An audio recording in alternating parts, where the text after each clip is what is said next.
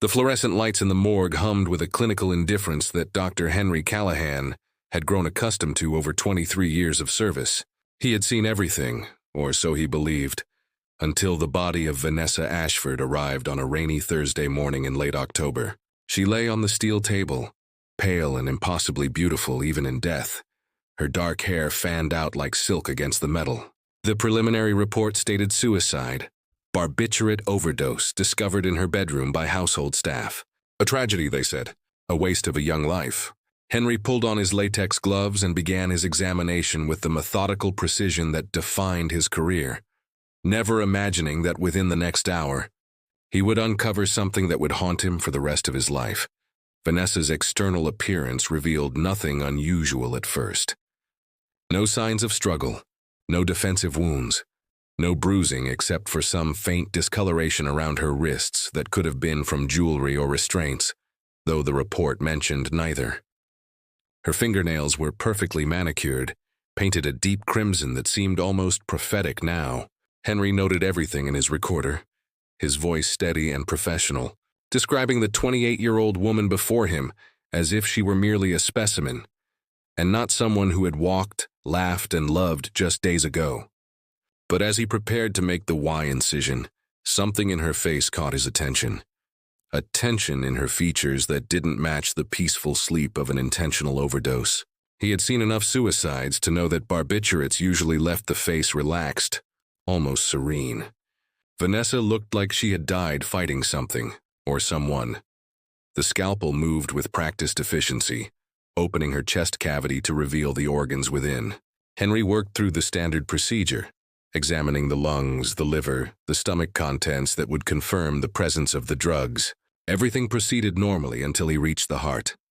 The moment he lifted the organ, still contained within the pericardial sac, he felt something wrong. The weight was off, subtly but noticeably heavier on one side. He frowned, his brow furrowing as he carefully dissected the cardiac tissue. His hands, steady for decades, began to tremble slightly when the scalpel struck something hard, embedded deep within the left ventricular wall.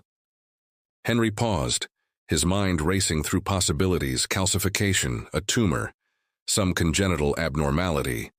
But none of those explanations felt right. With careful, almost surgical delicacy, he extracted the foreign object from the muscle tissue. A diamond, a flawless, brilliant-cut diamond, approximately 3 carats, gleaming under the harsh morgue lights with an obscene beauty. Henry's breath caught in his throat. In all his years, he had removed bullets, knife fragments, even pieces of glass from bodies, but never something like this. Never something so deliberate, so precise. He cleaned the stone carefully, his hands now shaking visibly, and that's when he saw them. The initials etched into the diamond's surface with microscopic precision. R.A. The letters were elegant, professionally engraved, unmistakable.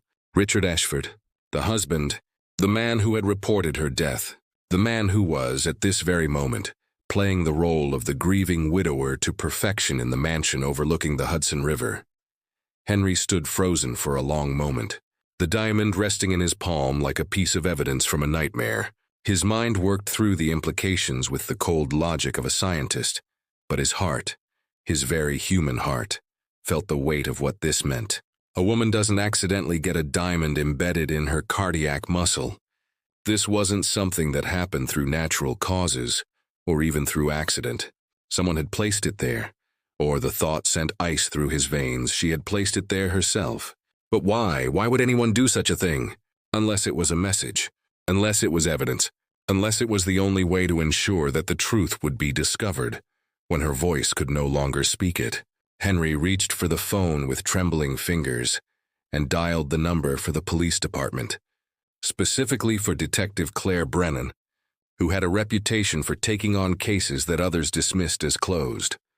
Claire arrived within 30 minutes, her sharp eyes taking in the scene immediately. She was a woman in her early 40s with prematurely gray hair pulled back in a tight bun, and a face that had seen too much darkness to ever fully trust the light again. Henry showed her the diamond without preamble, holding it up to the light so she could see the initials clearly. Claire's expression didn't change, but something flickered in her eyes, a recognition of the game being played here. a chess move made by a dead woman who had known exactly what she was doing.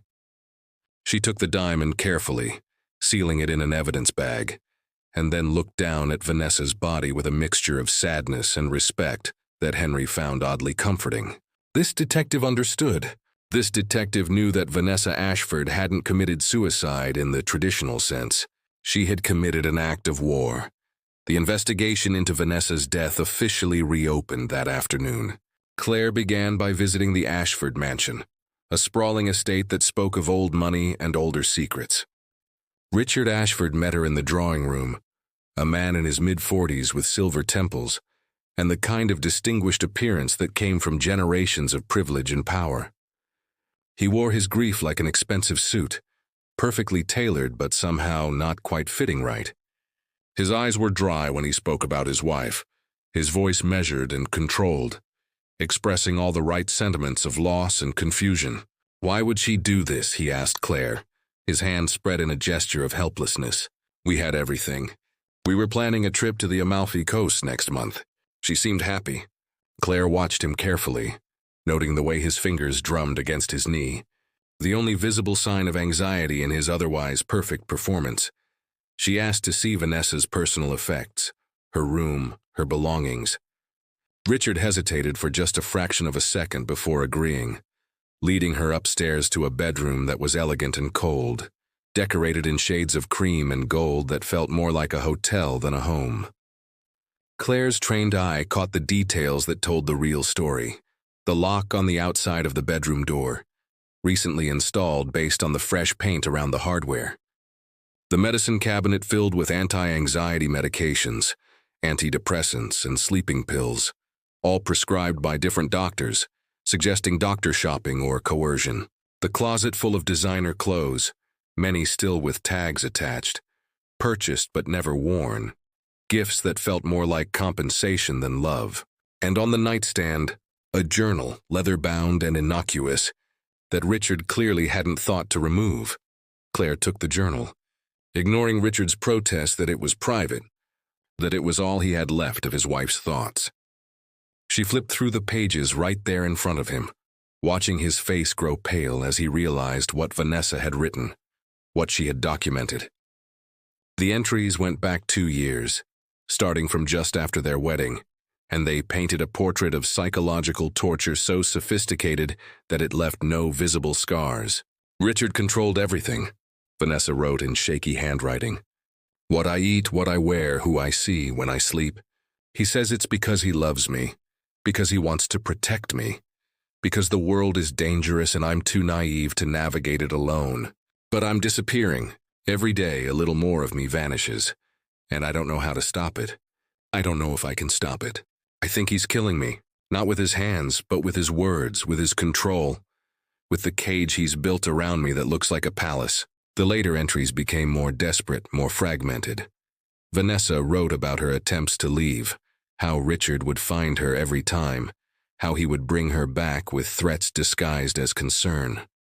He threatened to have her committed, to tell everyone she was mentally unstable, to destroy her family's reputation if she ever spoke about their marriage to anyone. She wrote about the diamond, the anniversary gift he had given her 3 months before her death.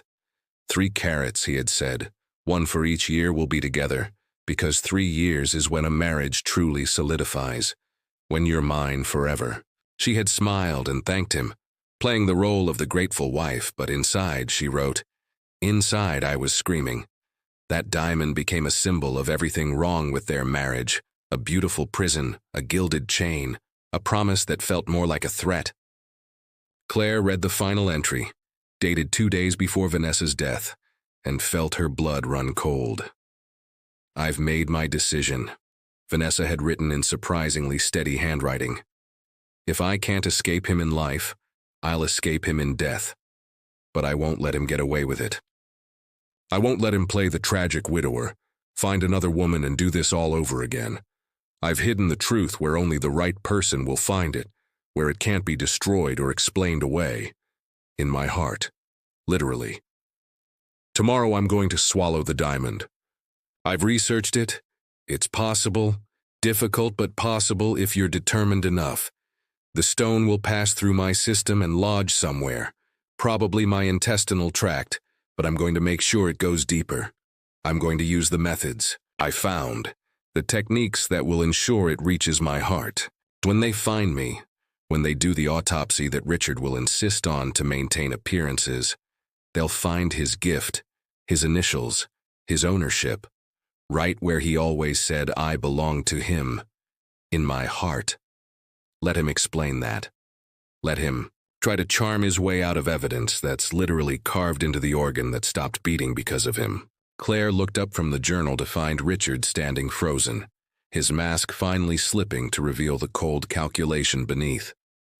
He knew he was caught, knew that his wife had outsmarted him from beyond the grave, had left evidence that he couldn't bribe or threaten or manipulate away.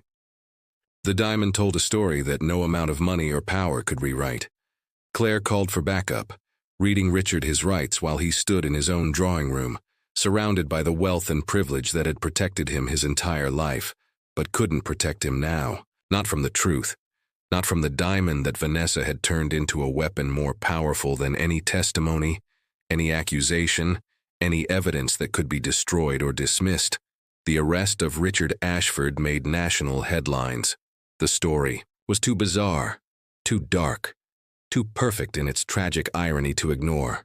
A woman who had turned her own body into a crime scene, who had hidden evidence in the most intimate place possible, ensuring that her murder, because that's what it was, psychological murder drawn out over years, would be discovered and punished. The trial was swift. The journal, the diamond, the testimony from household staff who confirmed the controlling behavior, the locks on doors, the monitored phone calls, the isolated existence Vanessa had endured, it all built an overwhelming case. Richard's lawyers tried to argue that Vanessa had been mentally ill, that her actions proved instability. But the prosecution countered with expert testimony, explaining coercive control, explaining how abusers like Richard systematically destroy their victim's sense of self until death feels like the only escape. The jury deliberated for less than 4 hours before returning a guilty verdict on charges of manslaughter, coercive control, and unlawful imprisonment.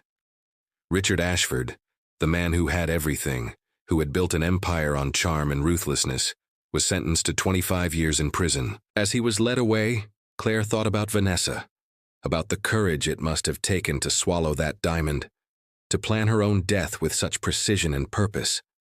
She thought about the pain, physical and emotional, that Vanessa must have endured in those final days, knowing what was coming, knowing that she was sacrificing herself to ensure her killer couldn't harm anyone else.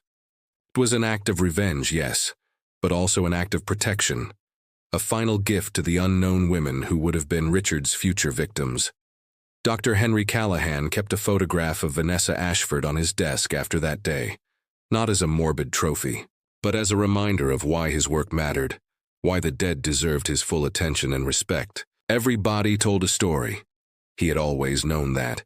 But Vanessa had taught him that sometimes the dead speak louder than the living, that sometimes justice requires a voice from beyond the grave, carved in diamond, and written in the language of a heart that refused to be silenced. The diamond itself was eventually released from evidence and, per Vanessa's will, which Claire discovered hidden in a safety deposit box, was to be sold and the proceeds donated to organizations supporting victims of domestic abuse. Even in that, Vanessa had thought ahead, had ensured that her suffering would become someone else's salvation.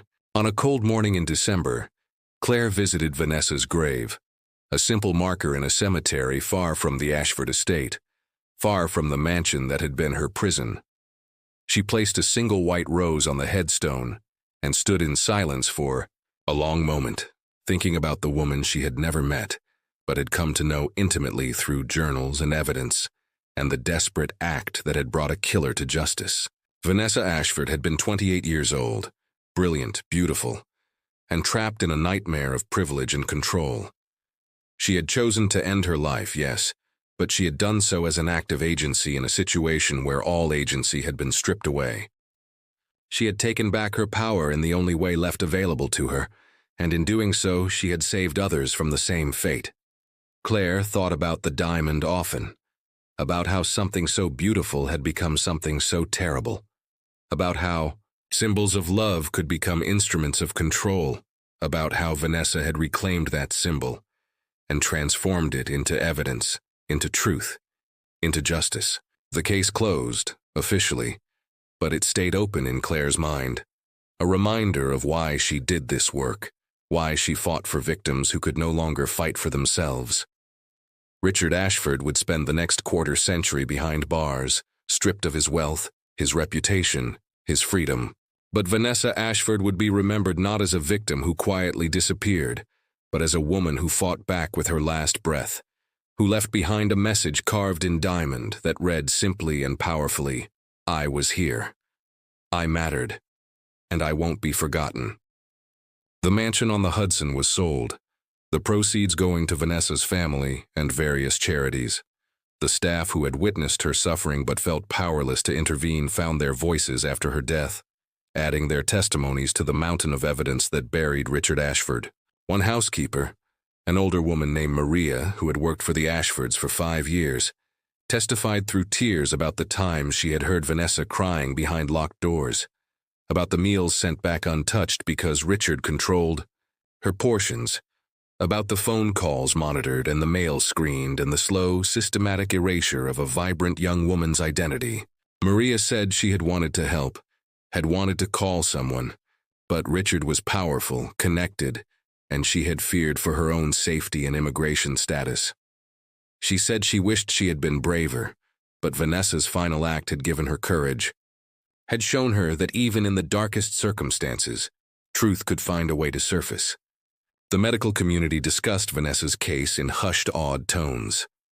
The determination it would have taken to swallow a diamond and use various methods to direct its path toward her heart defied easy understanding.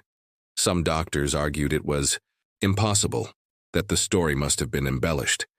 But Henry Callahan stood by his findings, by the evidence he had extracted with his own hands. Vanessa had done her research, had understood anatomy and physiology well enough to attempt what seemed impossible, and she had succeeded. It spoke to a level of desperation and determination that most people, thankfully, would never have to understand.